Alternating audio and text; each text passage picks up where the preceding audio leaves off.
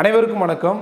நடந்து முடிந்த இந்த நாடாளுமன்ற தேர்தலில் வந்துட்டு நிறைய விஷயங்கள் வந்துட்டு நம்மளை அதிர்ச்சிக்குள்ளாக்கியிருக்குன்னே சொல்லலாம். நம்ம எதிர்பாராத நிறைய விஷயங்கள் நடந்திருக்கு.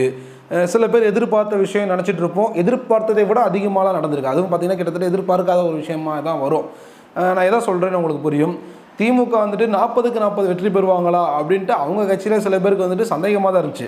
அதிகபட்சம் போனால் 35 வரைக்கும் வெற்றி பெற முடியும்னு நினச்சிட்டு இருந்தவங்களுக்கு 40க்கு 40 கிடைச்சது மிகப்பெரிய ஒரு ஆச்சரியமாக தான் இருந்துச்சு. சேம் டைம் பிஜேபி கிட்டத்தட்ட அவங்க 400 சீட்டுக்கு மேலே நாங்கள் வெற்றி பெற போகிறோம் அப்படின்ற மாதிரி அவங்க ஒரு உத்தேச கணக்கு போட்டிருந்தாங்க. அதே மாதிரி காங்கிரஸுமே கிட்டத்தட்ட பார்த்திங்கன்னா நாங்கள் பெரிய லெவல் அவங்களுமே எதிர்பார்க்கல, 295 வரைக்கும் நாங்கள் ஜெயிப்போம் அப்படின்னு சொல்லிட்டு கூட அவர் கடைசியாக ராகுல் காந்தி அவர்கள் பேசியிருந்தார். ஆனால் பாஜக இப்போ மாதிரி 400 ஜெயிக்கலை, காங்கிரஸ் எதிர்பார்த்த மாதிரி 295 ரீச் ஆகலை. கிட்டத்தட்ட ரெண்டு பேருமே அவங்க எதிர்பார்த்த எண்ணிக்கையை விட கீழே கம்மியாக தான் இருந்தாங்க. ஸோ எல்லாம் இப்போ பாஜக சொன்னேன், காங்கிரஸ் சொன்னேன், டிஎம்கே சொன்னேன், அதிமுகலாம் பார்த்திங்கன்னா அவங்க எதிர்பார்த்ததை விட டெபாசிட்டை இழந்து போய் கிட்டத்தட்ட 7 தொகுதியில் இழந்துட்டாங்க. ஒரு இடத்துல கூட ஜெயிக்கல அப்படின்றதையும் கணக்கில் வச்சுக்கணும். இப்போ இந்த 4 கட்சியை பற்றி நம்ம பேசுகிறோம்.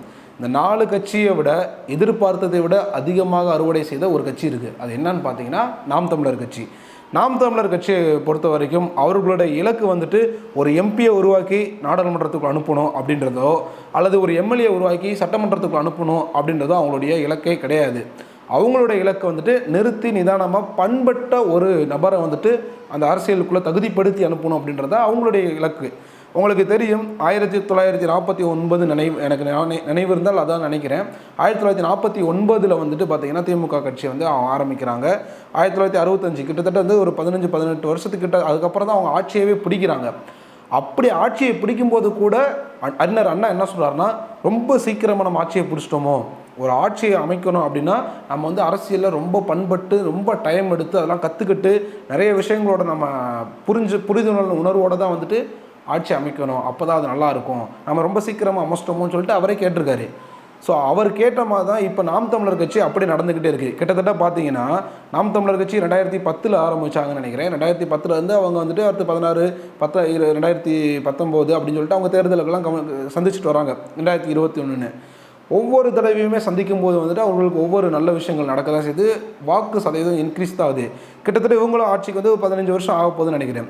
அறிஞர் அண்ணா சொன்ன மாதிரி கிட்டத்தட்ட ஒரு 18 வருஷமாச்சும் அவங்க அரசியலில் பண்படுவதற்கு தேவைப்படும். அரசியலினுடைய மொத்த நீள அகலத்தையும் அளந்து பார்க்கறதுக்கு அவங்களுக்கு குறைந்தது ஒரு 18-20 வருடங்களாச்சும் ஆகணும். அப்படி அவங்களுக்கு ஆட்சினா மட்டும்தான் அவங்க ஆட்சி அமைக்கும் போது அது ஒரு நிரந்தரமான ஒரு ஆட்சியாகவும் மக்களுக்கு நல்லது நடக்கக்கூடிய ஒரு ஆட்சியாகவும் இருக்கும் அப்படின்றது அறிஞர் அண்ணாவுடைய கருத்து. அந்த கருத்து மாதிரி தான் இப்போ இவங்களும் பண்ணிக்கிட்டு இருக்காங்க. ஓகே, நாம் தமிழர் கட்சி இந்த தேர்தலில் எதிர்பார்த்ததை விட என்ன பெருசாக அவங்க அறுவடை பண்ணாங்க அப்படின்றத நான் சொல்கிறேன். ஒவ்வொரு எலெக்ஷன்லேயுமே நாம் தமிழர் கட்சி என்ன பண்ணுறாங்க அப்படின்னு பார்த்தீங்கன்னா, அவங்களுடைய தேர்தல் வியூகத்தையும் அவர்கள் பிரச்சாரம் பண்ணக்கூடிய அந்த விதத்தையுமே புதுசாக அப்கிரேட் பண்ணுவாங்க. உதாரணத்துக்கு பார்த்தீங்கன்னா, அந்த ஒவ்வொரு காலகட்டத்திலையும் தேர்தல் 2019 2014 எடுத்துக்கிடுவோம். நம்ம 2014 மோடி முதலாக பிரதமராக ஆகும்போது அவரை எதிர்ப்பதற்குன்ட்டு அவங்களுக்குள்ள ஒரு கொள்கை வச்சுருந்தாங்க. மோடி அப்போ எதிர்க்க ஆரம்பித்தாங்க 2014. 2014 நாம் தமிழர் கட்சி எதிர்க்கும் போது எத்தனையோ கட்சிகள் சேர்ந்து மோடி எதிர்த்துச்சு. 2019 வரும்போது அதில் பாதி கட்சிகள் காணாமல் போயிடுச்சு.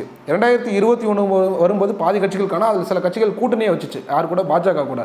ஆனால் 2024 வரைக்கும் கிட்டத்தட்ட 10 ஆண்டு காலத்தில் இவர்கள் இன்னும் வரைக்குமே மோடி எதிர்த்து தான் நிற்கிறாங்க. அவங்க எடுத்துக்கிட்ட அந்த கொள்கையில் எங்கேயுமே சமரசம் பண்ணலை. இது ஒரு பாயிண்ட்டு. ரெண்டாவது, இந்தியாவில் இருக்கக்கூடிய மேக்சிமம் கட்சி 99% கட்சிகள் பார்த்திங்கன்னா கூட்டணி அமைத்து அவர்களுக்கான வாக்குகளை அறுவடை செய்தார்கள். அதே மாதிரி கிட்டத்தட்ட தேர்தல் கமிஷன் சொல்லிச்சு ஒரு 90 லட்சம் ரூபாய் வரைக்கும் தான் செலவு பண்ணணும், அதுக்கு மேலே பண்ணக்கூடாதுன்னு சொல்லிச்சு. வீடியோ பார்க்குற உங்களுக்கே தெரியும், எந்த ஒரு கட்சியுமே 90 லட்சம் ரூபாய்க்குள்ளே செலவு பண்ணியிருப்பது வாய்ப்பே கிடையாது. எல்லாமே அவங்க இஷ்டத்துக்கு அவங்க பயங்கரமாக செலவு தண்ணியாக இறச்சாங்க காசை அப்படின்றது நம்ம எல்லாருக்குமே தெரியும். இது காமனாக இருக்கக்கூடிய ஒரு தட்டு. ஆனால் இந்த இரண்டுமே பண்ணாமல் நாம் தமிழர் கட்சி கூட்டணியும் அமைக்கல, பெரிய லெவலில் ஓட்டுக்கு அவன் பெரிய லெவலில் இல்லை, ஓட்டுக்கு காசே கொடுக்கலன்னு தான் தெரியும். ஏன்னா நாம் தமிழர் கட்சிக்காரங்கிட்ட பேசினாலும் சரி, நாம் தமிழர் கட்சிக்கு ஆதரவாக இருக்கிறவங்ககிட்ட பேசினாலும் சரி, ஏன் நமக்கே தெரியும், ஏன்னா எந்தெந்த கட்சிக்காரன் நம்ம வீட்டு வாசல் 2 காசு கொடுப்பான் அப்படின்னு தெரியும். ஸோ நாம் தமிழர் கட்சி மக்களுக்கு ஓட்டுக்கு காசு கொடுக்கல. ரெண்டாவது, நாம் தமிழர் கட்சியில் நின்ற எந்த ஒரு கேண்டிடேட்டுமே பார்த்திங்கன்னா ஒரு பெரிய சாதனை படைத்தவர்கள், ஒரு பணக்கார அந்தஸ்தில் இருக்கிறவங்க, சமுதாயத்தில் மிகப்பெரிய பொசிஷனில் இருக்கிறவங்க, இவருடைய பையன் இவருடைய பொண்ணு அப்படின்லாம் யாருமே நிற்கல, சாதாரணவர்களை தான் நின்றாங்க. இந்த 3 விஷயத்தை வச்சுக்கிட்டு கிட்டத்தட்ட 8% மேலே வாக்குகளை அறுவடை செய்து இன்றைக்கி அங்கீகரிக்கப்பட்ட ஒரு கட்சியாக வந்திருக்காங்க. கடந்த முறை அவர்கள் வந்து 8%க்குள்ளே வந்து வாக்கு வச்சிருந்ததுனால தான் அங்கீகரிக்கப்படாத ஒரு கட்சியாக இருந்துச்சு தேர்தல் ஆணையத்தால். அதனால தான் அவங்களுடைய அந்த விவசாய சின்னம் கூட பறிப்போனது. இன்றைக்கி அவங்க தேர்தல் ஆணையத்தால் அங்கீகரிக்கப்பட்ட ஒரு கட்சியாக மாட்டாங்க. இந்த மைக் சின்னம் அவர்களுக்கு நிரந்தரமான ஒரு சின்னமாக ஆயிடுச்சு. கிட்டத்தட்ட பார்த்திங்கன்னா இந்த எலெக்ஷன் நடக்க ஆரம்பிக்கும் போது தேர்தலுக்கு கொஞ்சம் நாளைக்கு முன்னாடி வரைக்குமே பார்த்திங்கன்னா நாம் தமிழர் கட்சி அலக்கழிச்சிக்கிட்டு தான் இருந்தாங்க. கடைசி நேரத்தில் அவர்களுடைய விவசாய சின்னம் பறிக்கப்பட்டது, புதுசாக ஒரு சின்னம் கொடுக்கப்பட்டது. அந்த புது சின்னத்தையுமே அந்த குறிப்பிட்ட அந்த 10 நாள் 15 நாளுக்குள்ளே வந்துட்டு அவர்களை வந்துட்டு மக்கள் இடத்துல போய் கொண்டு போய் சேர்த்து இன்றைக்கி இவ்வளவு பெர்சன்டேஜ் வாக்கு வந்து அறுவடை பண்ணியிருக்காங்கன்னா இது மிகப்பெரிய சாதனை. ரெண்டாவது நாம் தமிழர் கட்சியை சேர்ந்த நிறைய சொந்தங்கள்கிட்ட வந்து நான் பேசினேன்.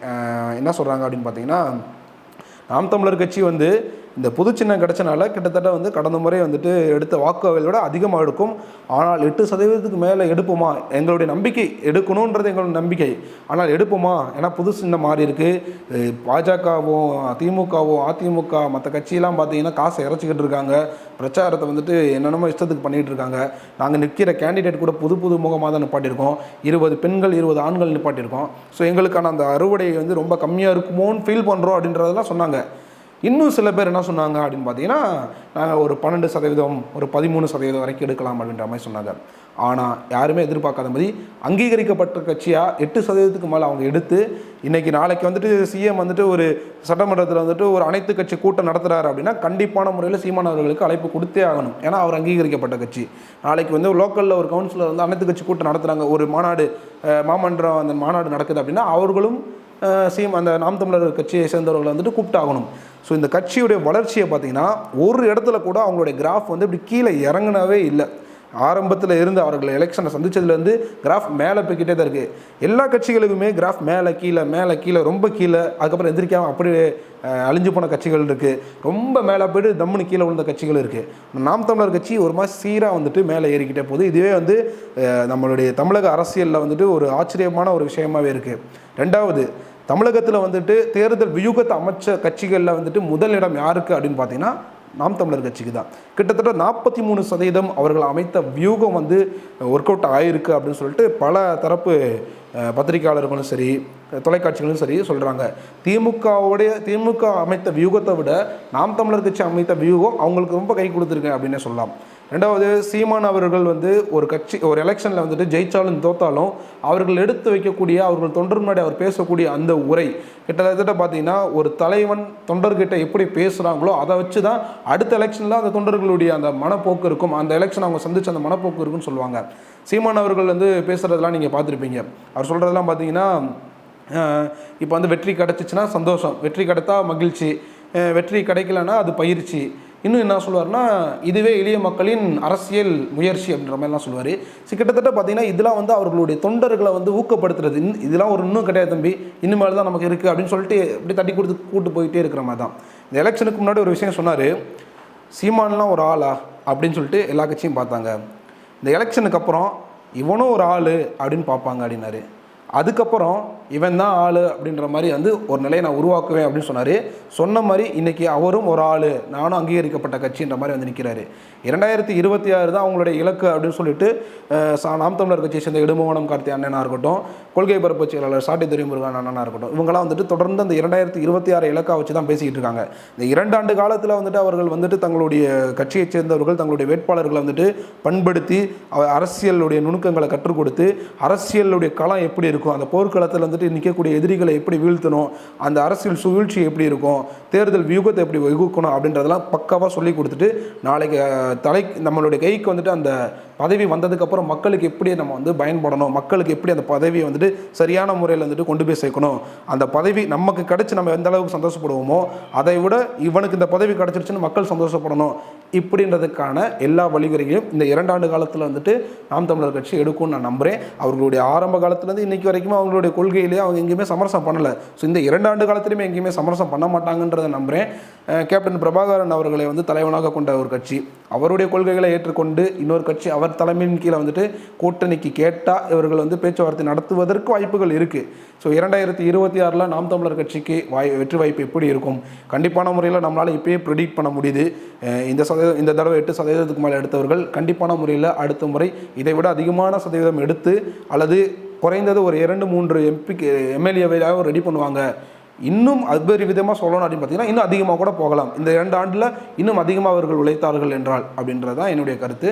ஸோ உங்களுடைய கருத்துக்கள் என்ன அப்படின்றத வந்துட்டு மறக்காமல் கமெண்ட்டில் சொல்லுங்கள். நன்றி.